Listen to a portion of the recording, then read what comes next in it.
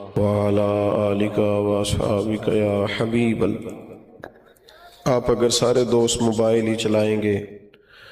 تو ظاہر ہے کسی سے گفتگو بھی تو کرنی ہے۔ اب کافی فوٹو ہو گئی ماشاءاللہ، کافی موبائل چل گئے، اب تھوڑی دیر اللہ رسول کی بات کرتے ہیں۔ درود پاک پڑھیے سارے دوست۔ الصلاۃ والسلام علیک یا رسول اللہ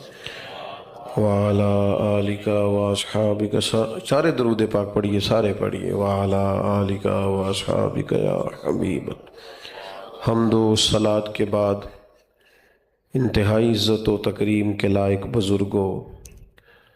قابل صد احترام بھائیوں، میرے عزیز دوستوں، اس بزم حسن میں موجود علماء، مشائخ، سادات، میں دعا کرتا ہوں ان احباب کے لیے انہوں نے نہایت محبت کے ساتھ، نہایت شوق اور ذوق کے ساتھ اس محفل کو سجایا ہے، اور ان سب کے لیے بھی دعا گو ہوں جو اپنا وقت نکال کر کے اس محفل پاک میں تشریف لائے ہیں۔ اللہ تعالی ہم سب کو دین کے کاموں میں اخلاص عطا فرمائے، اس محفل مبارکہ کو عقائد کی پختگی، اعمال کی درستگی اور ہمارے گناہوں کی معافی کا سبب بنائے۔ میرے عزیز دوستو، آپ نے کبھی دیکھا ہوگا کہ کوئی شخص کسی محفل میں آئے، دفتر میں جائے، اپنے گھر سے باہر کسی بھی جگہ پہنچے، اور اگر اس کے کرتے کا یا اس کی ویسٹ کوٹ کا کوئی ایک بٹن ٹوٹا ہوا ہو تو پوری محفل میں، پوری بزم میں، پورے دفتر میں کوئی شخص نہ بھی نہ دیکھے کہ اس کا بٹن ٹوٹا ہوا ہے، لیکن جس کا ٹوٹا ہوتا ہے بولے نہیں بیٹا، بول کے نہیں بٹھائیں جی، آپ بولے نہیں، مہربانی کریں، لیکن جس کا بٹن ٹوٹا ہوتا ہے نا، وہ بڑا پریشان ہوتا ہے کہ یار میرا نا آج کرتے کا بٹن موجود نہیں ہے۔ کسی نے بھی نہیں دیکھا، اعتراض کسی نے بھی نہیں کیا، لیکن جس کا ٹوٹ گیا ہے اور کوئی چیز کم ہے وہ تھوڑا سا نا بوجھ محسوس کرتا ہے۔ آپ کے کپڑوں پر کہیں دھبا لگ گیا کھانا کھاتے ہوئے، کہیں کوئی قطرہ شوربے کا گر گیا، یا کبھی آپ کی پیشانی پر کہیں مٹی لگ گئی، تو کوئی شخص بعد میں دیکھے گا، کوئی بات بعد میں کرے گا، کوئی ذکر بعد میں کرے گا، لیکن جس کے کپڑوں کو وہ آلودگی کوئی چیز لگ گئی وہ بڑا پریشان ہوتا ہے کہ یار یہ کیا ہو گیا ہے۔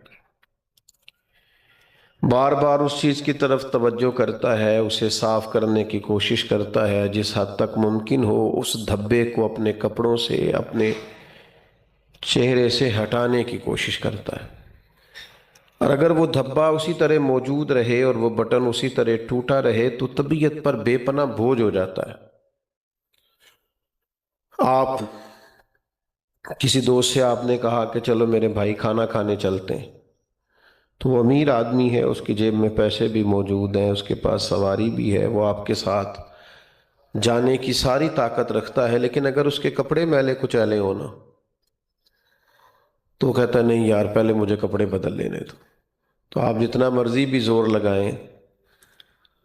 اب وہ کوئی دو من مٹی نہیں لگی ہوئی کپڑوں کو، لیکن دو ایک دن کے بعد جب بندہ لباس بدل لیتا ہے تو کوئی منوں کے حساب سے مٹی نہیں اترتی، لیکن بندہ ہلکا پھلکا سا محسوس کرتا، اسے لگتا ہے کہ میری طبیعت سے کچھ بوجھ اتر گیا ہے۔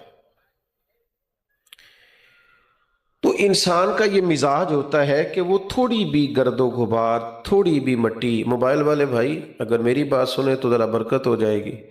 اسے میں پتہ نہیں سی کہ زیادہ ویڈیو دی لوڑ ہے، ورنہ میں نہیں سی ہونا، میں ویڈیو ہی کال دینی سی۔ میں نے تو کہا چلو ملیں گے تو بات کریں گے، اور آپ صاحب کو تو ویڈیو چاہیے۔ اللہ تعالیٰ آپ کو برکت عطا کرے۔ پہلے کبھی کوئی کسی بزرگ سے ملتا تھا تو کہتا تھا دعا کرنا، اب کوئی کسی سے ملتا ہے تو کہتا ذرا فوٹو دینا، یعنی جو ضروری چیز ہے وہ نہیں لوگ لیتے۔ اللہ تعالیٰ آپ سب کو جزائے خیر دے۔ ضرورت کے مطابق چیزیں ٹھیک ہوتی ہیں، یہ میرے خیال ہے 10-15 کیمرے لگے ہوئے، یہ ان سے لے لیجئے گا آپ، لیکن سارے کیمرے بن جائیں گے تو پھر کسی سے بات تو کرنی ہے نا، بات کی سمجھ آ رہی ہے؟